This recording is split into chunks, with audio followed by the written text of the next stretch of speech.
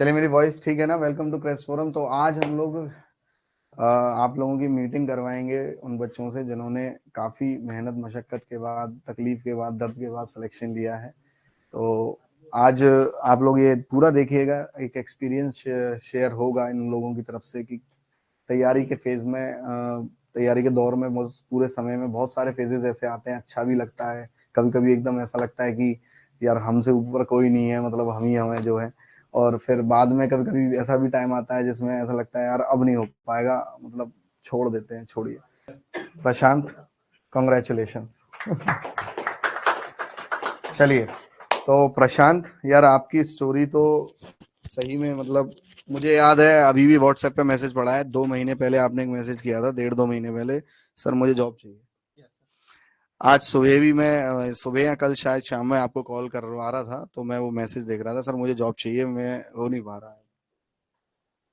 तो इतनी बुरी स्थिति से आपने पेपर क्रैक किया और सबसे हार्ड शिफ्ट में आपने अच्छे नंबर लेके आए, तो मुझे इस चीज का बहुत गर्व है।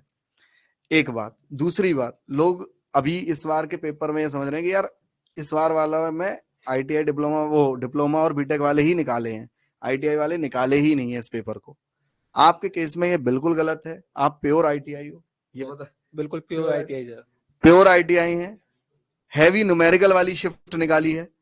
तो इससे आपको ये चीज समझ लेना चाहिए, जो लोग सुन रहे हैं इस बात को, कि कर तो आप सकते हो, बशर्ते कि बस आपने प्रॉपरली सारी चीजें पढ़ने का ठान लिया है।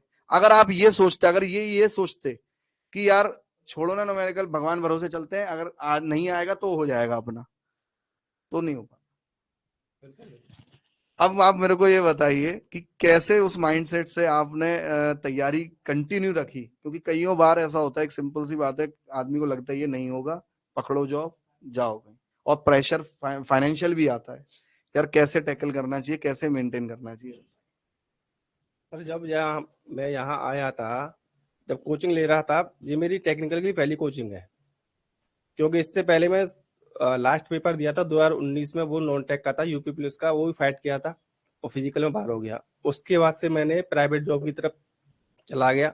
उस जो सबसे पहली जॉब थी मेरी, जमीन से 40 मीटर ऊपर थी, क्योंकि मैं टावर का काम करता था। और उसके बाद जब मैं यहाँ पे आया था तो बहुत लोग बैठे थे, पुराने भी थे, तो वो सब कहते थे, सब सर पढ़ाते थे कि ये नहीं आएगा सर, इतना नहीं आता, इतना डीप पढ़ा रहे हो आप। तो मैं सोचता था मैंने शायद नहीं आता होगा, लेकिन मैंने कभी ये नहीं सोचा कि ये नहीं आएगा, क्योंकि सर कहते थे सब कुछ आएगा। अब मैंने कि मेरे लिए तो सब कुछ पहली बार पढ़ रहा हूँ, तो सब कुछ नया है। तो मैंने माइंड सेट ये रखा था कि जो सर पढ़ा देंगे वो पढ़ना है, और कहीं भटकने की जरूरत नहीं पड़ेगी। क्योंकि जब मैं फिर सर से पढ़ने के बाद में घर जाता था, तो घर पे भी माइंड सेटअप ये रहता था कि सर ने जो पढ़ाया है उसको प्रैक्टिस कर लो। लेकिन घर पे पहुंचने के बाद वही टाइम रहता है कि थोड़ा सो लेते हैं, बेड पे पढ़ लेते हैं, लेकिन नींद आती थी। फिर मैंने सोचा कि चलो लाइब्रेरी जाते हैं आज। जब पहली बार लाइब्रेरी गया था, तो सच बता रहा हूँ, पहले दिन मैंने 2 घंटे पढ़ा था और 6 घंटे सोया था। क्योंकि उस दिन ये रहता है ना कि लाइब्रेरी आ गया तो पढ़ाई हो गई, और 2 घंटे अकेले बैठ के पढ़ना, ऐसा लगता बहुत पढ़ लिया। लेकिन उसके बाद से धीरे धीरे मेरे 5 घंटे हुए और 10 घंटे हो गए, और वो 10 घंटे कब निकल जाते थे मुझे खुद नहीं पता रहता था। और फिर मैंने टेस्ट बुक डाउनलोड किया, उससे टेस्ट लगाता था, और यूट्यूब से सिर्फ और सिर्फ सर की वीडियो रहती थी, वही देखता था। तो मतलब सब चीज करनी चाहिए, है ना? जी सर। ये चीज कम से कम वो लोग, ये मैं बात बता रहा हूँ, हाँ, ये बात दिमाग में रखिएगा सब लोग। ये चीज वाकई में बहुत लोग सोचते हैं जब मैं पढ़ाता हूँ, यार यार इतना थोड़ी आएगा। खासकर ये चीज टेक्नीशियन वाले तो ज्यादा ही सोचते हैं, अरे यार इतना थोड़ी आएगा, सर तो कुछ ज्यादा ही नहीं पढ़ा रहे, इतना थोड़ी आता है।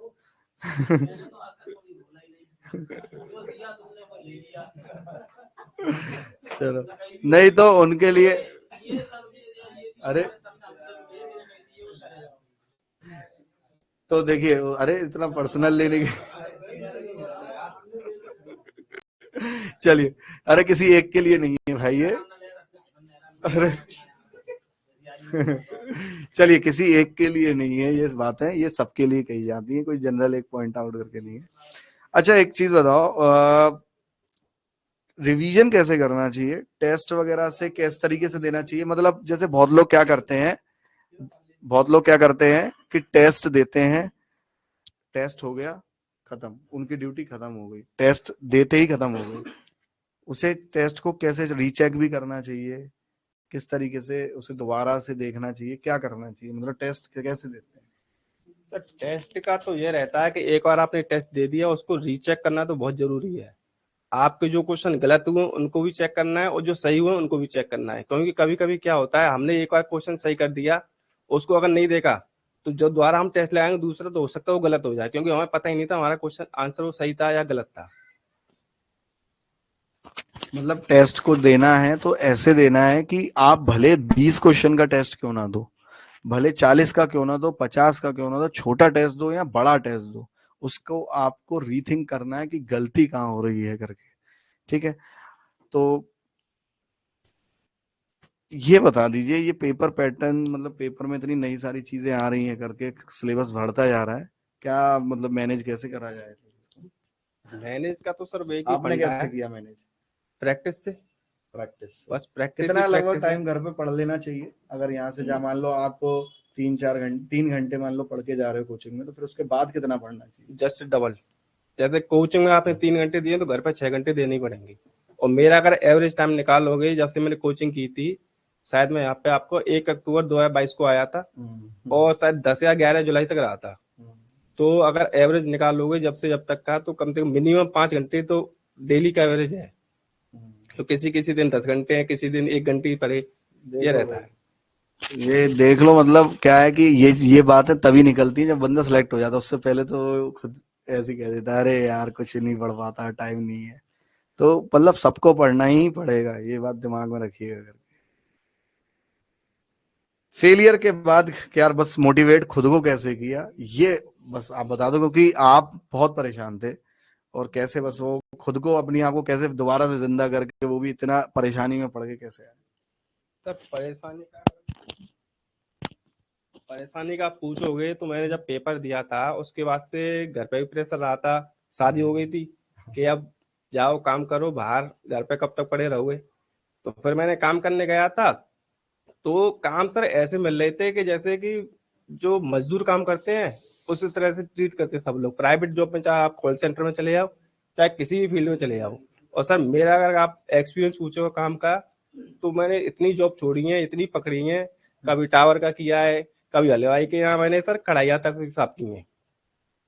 और सर रोड पे जो टोरेंट के जो प्राइवेट काम करते हैं उसमें गड्ढे करना, और जोमेटो में, अच्छा, जोमेटो की वो जिसको डिलीवरी डिलीवरी करनी है। देख रहे हो आप? और फैक्ट्री में भी काम किया सर 2-3 बार मैंने। जो सर वो फैक्ट्रियों में कहते कुछ है कि नहीं आपका सिर्फ काम ये रहेगा, पैकिंग करनी है आपको, लेकिन पैकिंग के साथ साथ वो आपको इतना बड़ा मजदूर बना देंगे कि जब आप घर जाओगे तो खाना खा के आपको सिर्फ सिर्फ नींद आएगी। आप प्राइवेट जॉब अगर करके आप पढ़ाई करना चाहते हो तो प्राइवेट जॉब भी ऐसी पकड़ो जिसमें आप पढ़ सको। ये बात बिल्कुल सही बताई, मतलब आप काफी जो है देख रहे हो आप स्ट्रगल, आप चीजें हैं, मतलब स्ट्रगल के बाद ही मिलती हैं, आप समझ रहे हो उस चीज को। तो आप अगर, जो लोगों को जाते ही घर पे खाना मिल रहा है या चीजें, तो उसकी कदर करो, उस टाइम की, उस चीज की, और कहीं ना कहीं 1 घंटा ज्यादा बढ़ो दूसरे लोगों से, जो लोग मैनेज नहीं कर पा रहे। अच्छा, बस फाइनल एक लास्ट क्वेश्चन, कि कितना टाइम लगता है एक प्योर आईटीआई वाले बंदे को पेपर क्रैक करने में? एक, क्योंकि बहुत मिथ रहता है कि नहीं यार, कम से कम 2-3 साल या 5-6 अटेम्प्ट या 2-4 अटेम्प्ट के बिना तो होगा ही नहीं। अगर आप ठीक से पढ़ोगे तो मैक्सिमम से मैक्सिमम 1 साल। जो मेरा एक्सपीरियंस है, अक्टूबर में आया था यहाँ पे 22 में, और नवंबर 2023 में पेपर हो गया, और मैं आज क्लियर करके बैठा हूँ पेपर को। लेकिन आपको पढ़ना ऐसे पड़ेगा, जो टीचर ने पढ़ाया वो पढ़ना ही है। ये नहीं कह सकते अगर इसको छोड़ देता हूँ ये नहीं आएगा, और मेरे साथ ऐसा हुआ है। मैंने 3 क्वेश्चन छोड़ के गया था, और एज इट इज वो क्वेश्चन पेपर में मिले थे। हाँ, आपके पेपर में हुआ है। लेकिन बहुत अच्छा लगा, आपने एक्सपीरियंस अपना शेयर किया। देखिए, हर, क्या होता है ना कि हर किसी की स्थितियां अलग है, हर कोई अलग अलग एक्सपीरियंसेस से सीखता है। अभी मुझे लगता है इससे बेस्ट क्या ही होगा करके, कि कितना मतलब काम करना पड़ा, कितनी चीजें। हमारी तरफ से यार एक छोटा गिफ्ट आपके लिए।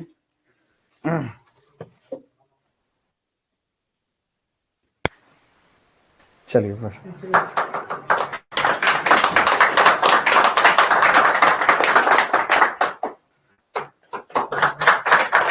कंग्रेचुलेशन। चलिए, थैंक यू अपना एक्सपीरियंस शेयर करने के लिए।